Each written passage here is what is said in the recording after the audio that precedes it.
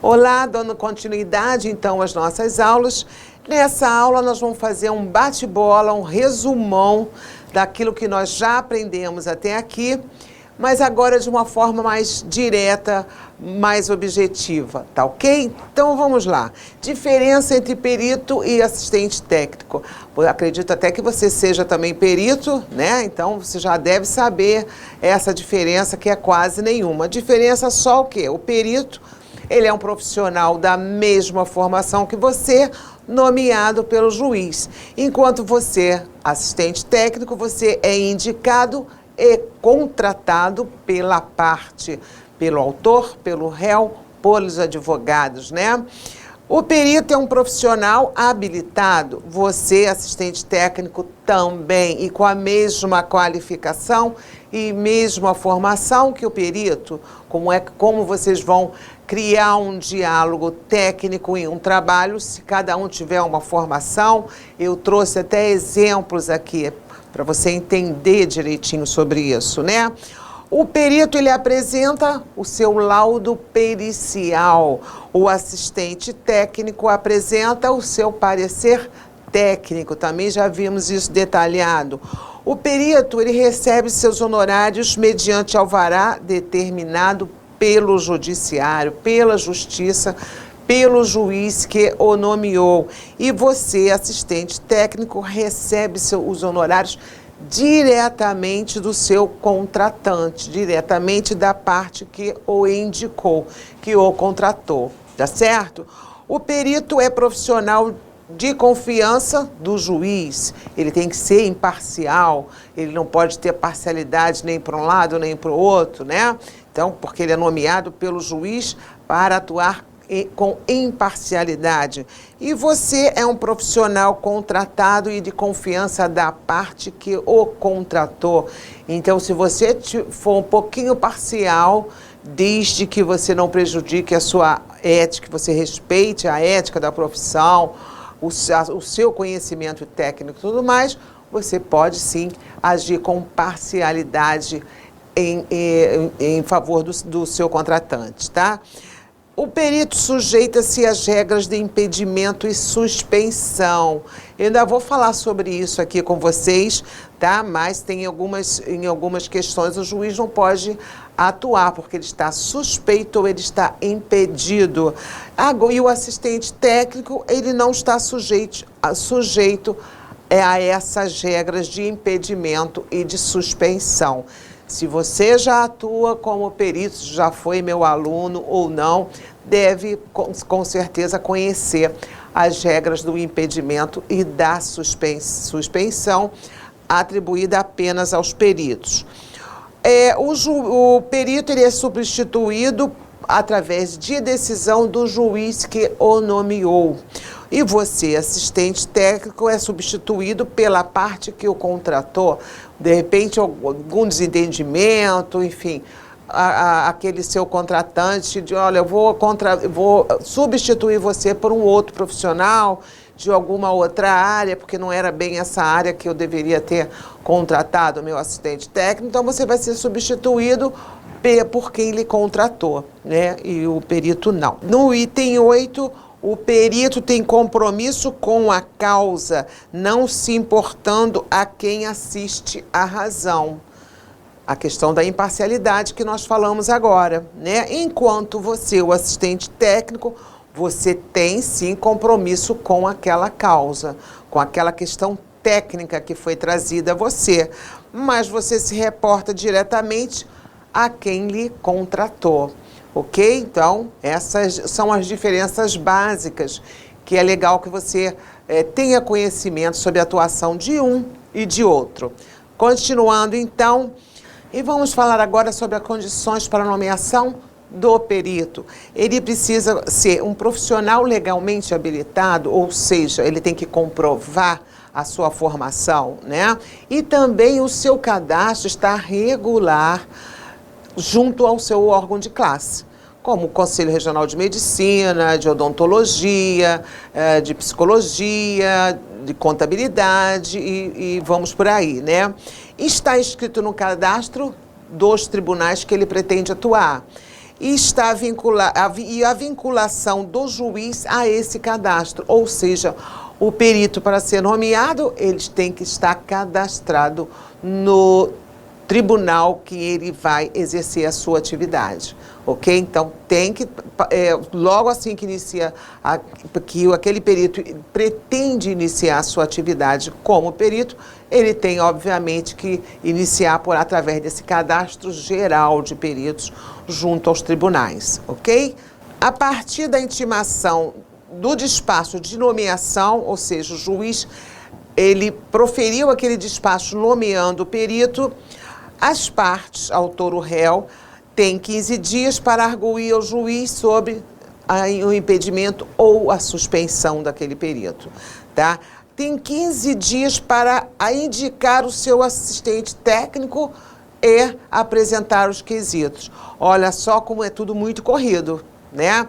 O juiz nomeou o perito, os prazos começam a correr. Um deles é o seu contratante indicar você no processo, através de petição, como seu assistente técnico, ok? 5 dias para o perito apresentar proposta de honorários.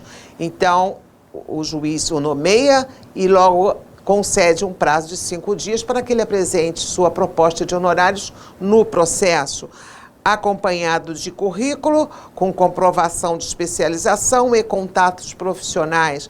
Quando você tiver condição de ter vistas desse processo que você vai atuar como assistente técnico, tudo isso constará lá. Você saberá quem é o perito, qual é a formação dele, enfim, é um colega de profissão seu, né? Ainda trazendo considerações sobre o processo, né? Litígio igual processo judicial, né? É a briga lá que está havendo entre autor e réu. Então, por o lado do autor, ele contrata o seu assistente técnico para elaborar os quesitos que vai apresentar ao perito para que o perito responda. O réu, por sua vez, da mesma forma, contrata o seu assistente técnico também para elaborar os quesitos a serem respondidos pelo perito judicial.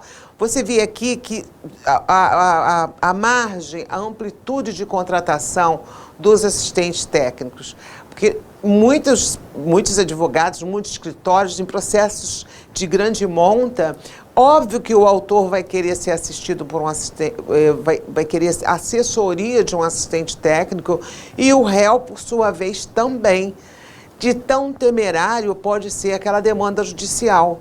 Então, se tem um perito nomeado pelo juiz que vai atuar com imparcialidade aqui nesse processo, ambas as partes, para estarem protegidas, devem sim contratar os seus assistentes técnicos, né?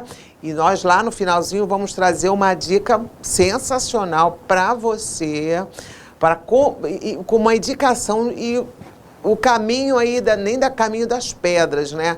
Um caminho mais fácil para você localizar esses seus contratantes. Quero vocês fazendo sucesso nessa área aí, tá? E ainda, aqui falando do juiz, ele nomeia o seu perito, que responde os quesitos através do laudo pericial, ok? Então, aqui estão uma parte está os assistentes técnicos do autor do réu e o perito, tá ok? Que é nomeado pelo juiz. Então, dando continuidade, nós estamos aqui no momento em que o perito apresenta o seu laudo pericial no processo.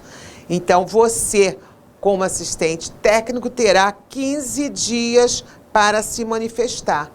Se está tudo ok com aquele laudo pericial, se você quer impugnar aquele laudo, ou se tem algumas questões que você não concorda, 15 dias, o prazo inicia para você, tá ok?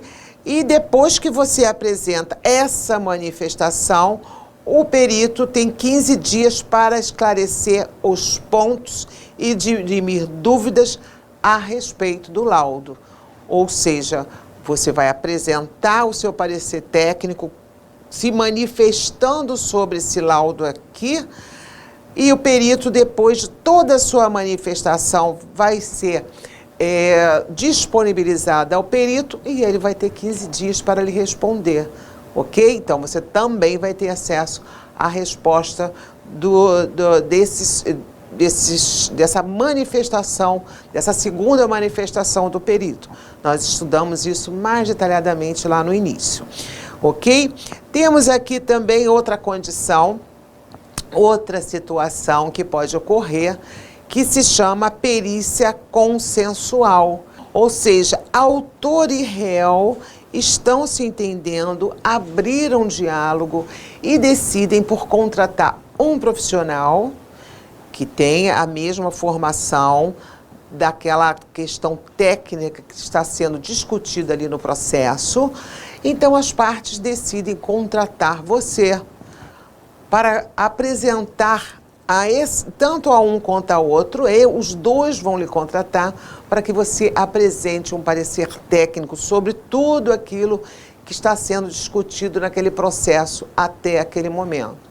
Então, o que acontece quando as partes se entendem e contratam esse perito consensual, que decidem realizar e apresentar no processo um parecer único, em que aquele profissional traz esclarecimentos, tanto por uma parte quanto para o outro. Isso acarreta que o juiz não haverá necessidade de o juiz nomear um perito. Esse parecer que você vai apresentar aqui já bastará ao juiz, já que tanto o autor como o réu concordaram com o seu parecer, lhe contrataram juntos, né, de uma forma com diálogo, com entendimento, sem brigas.